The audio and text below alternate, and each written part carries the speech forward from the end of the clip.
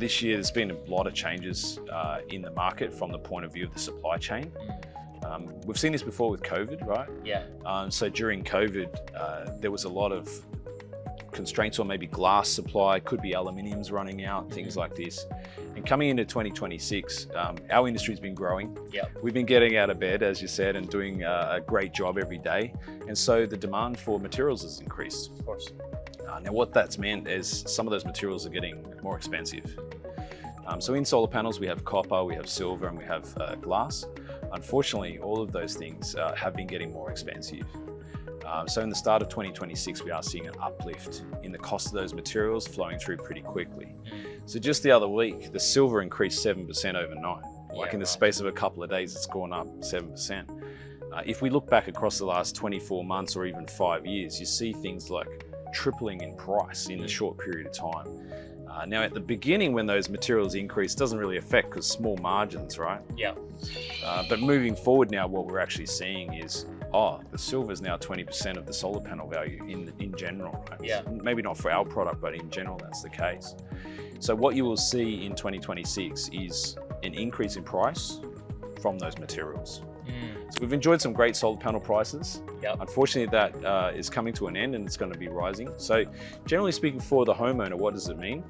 The sooner that you do it, the better the rebate circumstance and the better the price you're going to see. Yep. The Australian dollar is quite strong at the start of 2026. Getting stronger as well.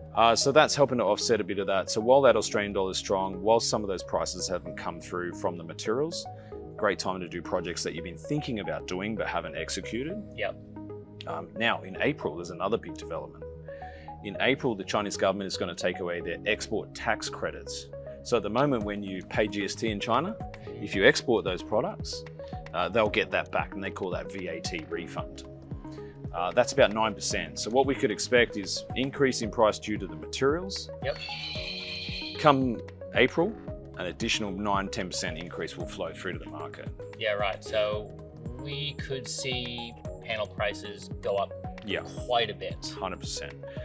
And what's also happened is that some of the providers of materials that have up until now been losing money. As the price goes up, they'll probably pass on some of their higher energy prices that they're facing, but also start to recover their margin. Yeah. So we'll see a bigger change than just that comes from the materials. Now the good news is solar panels is not all of the project, right? Yes. When you do a solar project, you've got labor, you've maybe got inverters, you've got racking. So roughly your batteries. So roughly the panels are going to make up around maybe 20 to 30% of the project value. Yep.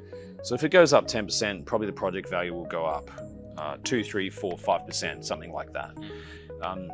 For the homeowner, I still think you may as well pay less than more, do it earlier. Yep. If you're talking about the installer, I do think they just need to think about long-term projects. Let's say you're quoting now for October. You're just going to have to put clauses in your contract that says when these rises happen, I can't wear all of that. Yep. Or perhaps I'm going to pass that on, or perhaps I'll have the right to not go ahead with the project or something like that. Yeah, and I think that's especially relevant because like at the moment, installers are booked out for months in advance. So it'd be important for them to either write that into some clause or revisit a lot of those customers that they've already signed up so that they can continue to run a successful, profitable business. Yeah, that's awesome.